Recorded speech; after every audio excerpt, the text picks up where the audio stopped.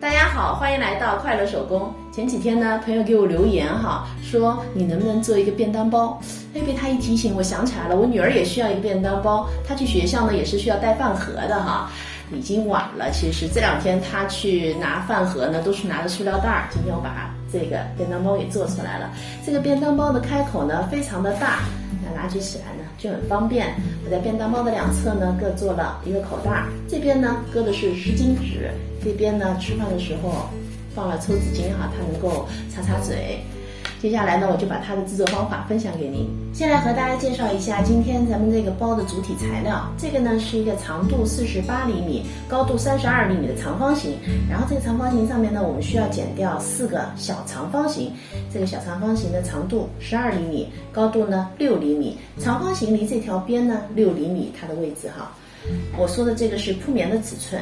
那我们呢，把铺棉摊在面子上，放1厘米的缝缝，面子1份，里子1份。今天做好的小包适合的尺寸呢，是我们市面上常用的饭盒尺寸哈。这个呢是玻璃的，然后这个就是我们家女儿用的饭盒，这个呢是一个乐扣罐，那么都是能装得下的。这2份呢是做抽纸巾口袋的材料，它呢长度21厘米，高度12厘米。我在反面呢烫了50克的无纺衬。这是包另一边小口袋的材料，这个大一点的呢是里子，小点的是面子。长度呢16厘米，高度13厘米。这个面子呢是长度16厘米，高度呢11厘米。我在反面呢都烫了50克的无纺衬。咱们这个包呢还需要一根32厘米长的拉链和1.25米的织带，这个用来做提手的哈，它的宽度呢是1.2厘米。接下来呢我们就可以开始动手制作了。首先呢我们拿出2片抽选口袋材料，然后把它叠齐。我们在离这条边7.5厘米的地方呢车一条线，中间8厘米不车。2个线段车好以后呢，我们把材料这样子折叠，就把它俩分开哈。然后这儿多出来的边呢折叠2次，每次5毫米。然后这样子车一条线，那这边也是一样哈。这2条线车好以后呢，咱们抽纸巾口袋的部分呢就做好了，暂时放旁边哈。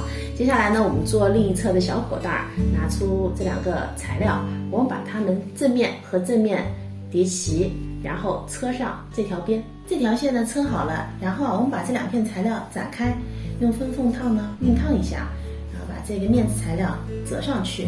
我们的里子材料和面子材料呢相差的是2厘米。现在我们把里子材料折叠2次，每次1厘米。折叠好以后呢，我们这样子车一条线，小口袋的这条线呢车好了。接下来我们把小口袋固定在主体材料的面子上，那固定的位置呢，我们把口袋上的中心点对准中心线，然后底部车上一条线。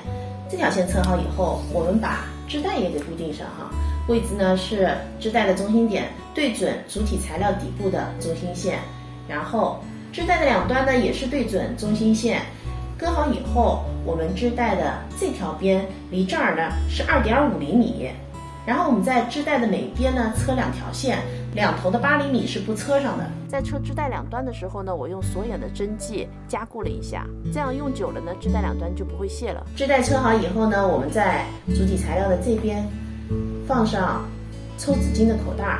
那割好以后呢，我们在底部车一条线，这条线车好以后呢，我们就要开始在包口上固定上拉链了。我们把拉链分开哈，然后两边呢各放上半根拉链，我们的拉链齿呢是冲里的，然后拿出里子材料，我们把它盖上去，正面和正面相对，然后两边各车一条线，车的时候把包带搁里边哈。